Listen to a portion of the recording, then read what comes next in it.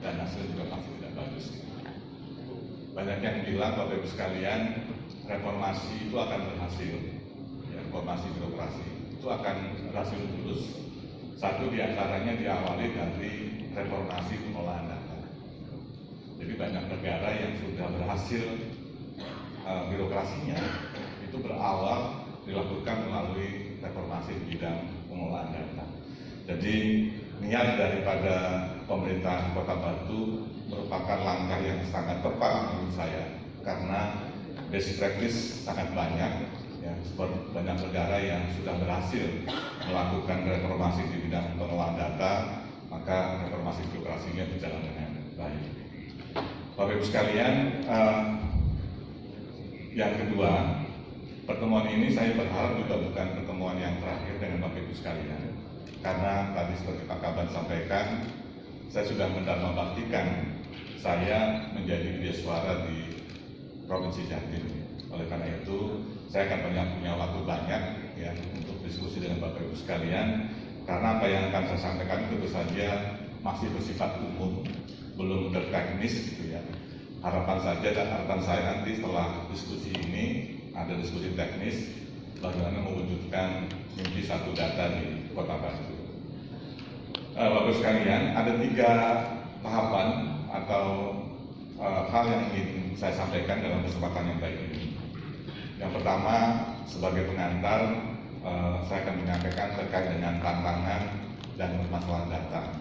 Mungkin sebagian Bapak Ibu sekalian sudah paham, sudah merasakan di pemerintah bagaimana terkait dengan data yang tumpang tindih, tidak berkualitas saat digunakan, tidak dapat optimal menunjang program kita semua. Gitu.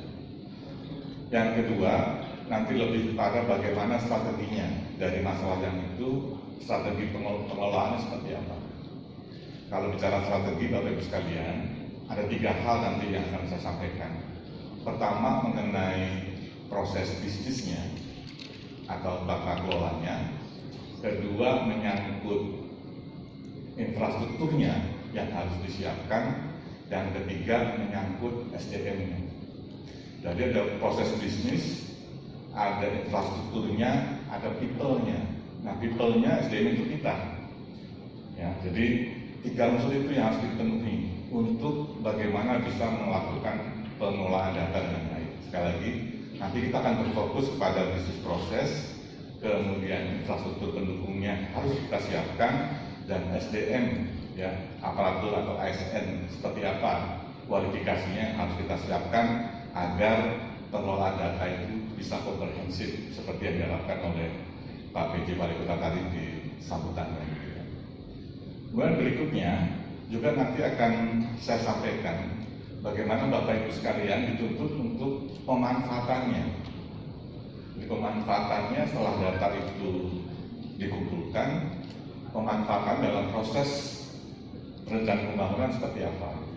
Jadi bagian yang kedua saya akan bicara itu, bicara mengenai strategi pengelolaannya dan bagaimana pemanfaatannya. Ya.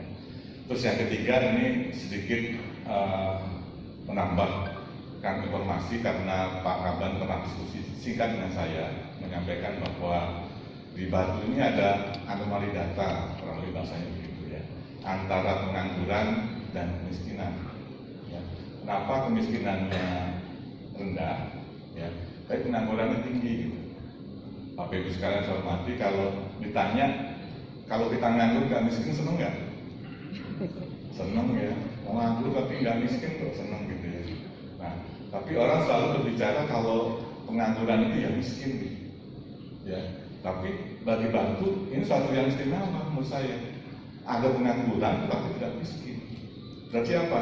Ada sejumlah orang yang belum bekerja ditanggung oleh keluarganya yang mampu. Sehingga dalam konteks kemiskinan, orang tersebut meskipun nganggur dalam keluarga itu tidak miskin gitu. Daripada sebaliknya Bapak sekalian, ya, orangnya kerja, pengangguran rendah, tapi kemiskinannya banyak. Kan milih yang pengangguran masih ada, tapi kemiskinannya rendah, kan gitu ya. Daripada penganggurannya rendah, tapi orang miskinnya banyak. Artinya apa? Orang yang kerja itu belum bisa memenuhi kebutuhannya. udah bekerja tapi pengeluarannya masih di bawah garis kemiskinan gitu. Nah, jadi kurang lebih nanti di bagian ketiga seputar itu saya akan bicarakan bagaimana mengupas data pengangguran di Kota Batu. Bapak sekalian, ini sesuatu yang sifatnya di high level. High level itu artinya di tataran konseptual, ya, supaya memberikan pandangan umum dulu kepada Bapak Ibu sekalian. Dan nanti ke depan, ya, seizin Pak PJ Wali Kota, kami akan turun gunung istilahnya gitu ya, kalau dimungkinkan.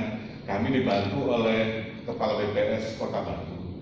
Dan alhamdulillah Pak Kaban, Pak Thomas ini dulu pernah di pusat dan juga karirnya pernah menjadi kepala bidang provinsi yang khusus mengenai pengelolaan data. Jadi sangat tepat mimpinya Pak Kaban punya Kepala BPS Kota Batu yang mengerti permasalahan dan bagaimana menyelesaikannya gitu ya. Nanti izin Pak PJ Wali Kota Pak Aris itu ya, kami bermitra dengan Pak Thomas untuk mengawal visinya Pak Aris ya, Pak PJ Wali Kota untuk membutuhkan satu data di Kota Batu. Baik, saya mulai dari poin yang pertama dulu ya, untuk melihat bagaimana tantangan dan permasalahan yang kita hadapi sekarang.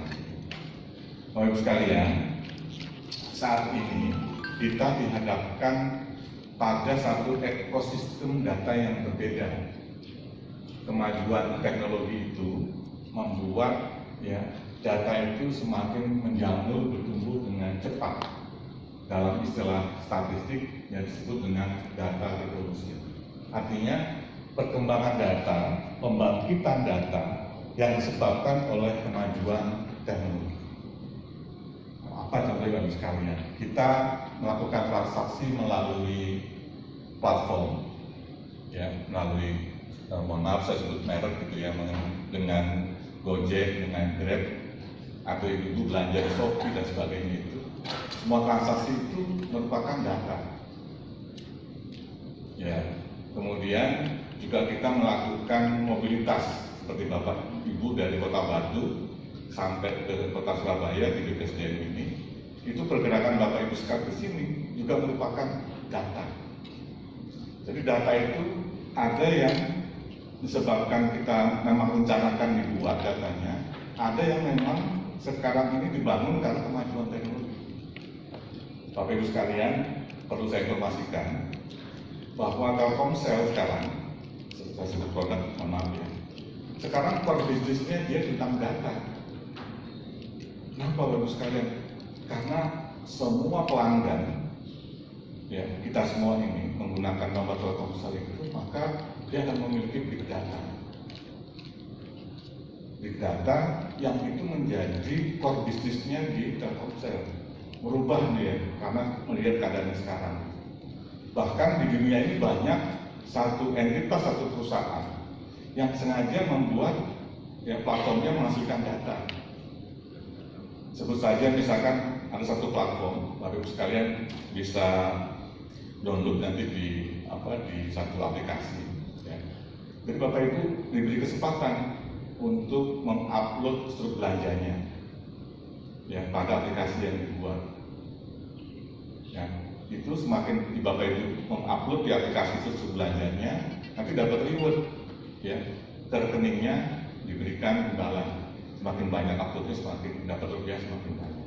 Bagi perusahaan itu, Bapak mengupload data itu merupakan bisnis baru bagi pengelola data ini. Jadi sekarang bermain di area situ. Jadi data revolusi ini merubah landscape dari data itu sendiri. Yang dulu kita kenal dengan sensus, dengan survei, atau Bapak Ibu mengumpulkan data di OPD, hanya itu sekarang landscape-nya berbeda. Nah, karena berbeda ini butuh pengelolaan yang baru. Tidak bisa menggunakan cara-cara yang lama dengan landscape yang baru. Oleh karena itu, Bapak sekalian, di era big data sekarang ini, kita penting sebagai pemerintah, sebagai ASN, memanfaatkan peluang itu. Ya, peluang big data itu bagian dari bisnis proses kita dalam mengambil berbagai keputusan di bidangnya masing-masing. Gitu. Nah, yang kita hadapi Bapak sekalian adalah kondisi-kondisi yang kita jumpai itu adalah tata kelolanya itu belum seragam. Yang kedua, ya, kemudian karena tidak seragam maka sulit diintegrasikan. Nah, karena pertama, Bapak Ibu sekalian merasakan itu nggak dalam OPD-nya, bahwa dalam menghasilkan data yang di OPD-nya itu memiliki tata kelola atau standarisasi yang berbeda. Akibatnya data itu tidak bisa diintegrasikan. Nah, kemudian Bapak sekalian, sebenarnya pemerintah sudah memiliki satu strategi besar, ya, adalah Pak Presiden sudah mengarahkan bagaimana membangun awareness kita tentang data. Next ya. Yang kedua adalah mengenai isu kualitas data. Tadi Pak sudah saya sampaikan di awal bahwa tata kelola tidak seragam, integrasi sulit, isu dan kualitas data juga masih terbatas. Ya, kalau saya cuplik dari berbagai media, itu banyak sekali protes tentang kita, tentang pemerintah, gitu ya. Bagaimana data yang dari pemerintah itu tumpang tindih, akurasinya tidak bagus, yang itu menyebabkan trust dari publik itu rendah kepada pemerintah. Jadi dua isu Bapak tentang data, bagaimana mengelola big data yang sekarang landscape-nya berbeda. Yang kedua, bagaimana isu kualitas itu kita tangani dengan tata kelola yang baik. Nah, berikutnya Bapak Ibu sekalian, terus apa yang bisa dilakukan? Next, ya. Jadi Pak Presiden sudah juga punya ekspektasi. Ada dua regulasi yang dibangun di sana tentang Perpres 39 dan juga tentang SPBE Perpres nomor 95 tahun 2018. Bapak Ibu, Perpres 95 dan Perpres SD itu memiliki keterhubungan. Jadi kalau SPB nanti akan mau bagus, maka terkait dengan pengelolaan datanya juga harus bagus. Jadi di SDI-nya harus bagus supaya SPB-nya bagus. Karena SD itu bagian daripada SPBE di dalamnya. Jadi kalau nanti kita bersepakat untuk melakukan pengelolaan data di Kota Batu, sekaligus nanti akan memperbaiki sistem atau SPBE yang ada di Kota Batu. Dua itu akan memiliki keterkaitan yang sangat kuat. Gitu ya. Nah, yang ketiga, tadi mengenai Big Data, juga pemerintah punya program nasional bagaimana Big Data analisis digunakan, juga terkait dengan Artificial Intelligence. Bapak Ibu, gampangnya tentang Big Data itu tadi ya, yang dibangkitkan tanpa disengaja, setiap berhubungan dengan teknologi, dengan IT, dengan internet, itu pasti menghasilkan data. Artificial Intelligence lebih kepada Bapak Ibu bisa merasakan mencari model. Kalau Bapak Ibu misalkan suka masuk ke YouTube gitu ya, Bapak Ibu suka bola, banyaknya Ibu masuk ke akun YouTube dengan tonton bola itu, maka otomatis begitu masuk ke YouTube lagi, nanti memberikan rekomendasi kepada kita bahwa nanti akan banyak pilihan tentang bola gitu. Itulah Artificial Intelligence. Di backend itu bekerja mempelajari perilaku kita. Gitu. Jadi Bapak Ibu, pemerintah ASN juga bisa menggunakan big data itu untuk kepentingan di bidangnya masing-masing gitu ya. Dan nanti itu setelah itu juga akan kita ceritakan ke belakang gitu. Berikutnya Bapak sekalian, yang kita tuju sebenarnya ini, ya. Jadi kalau kita lihat kondisi saat ini, di setiap pemerintah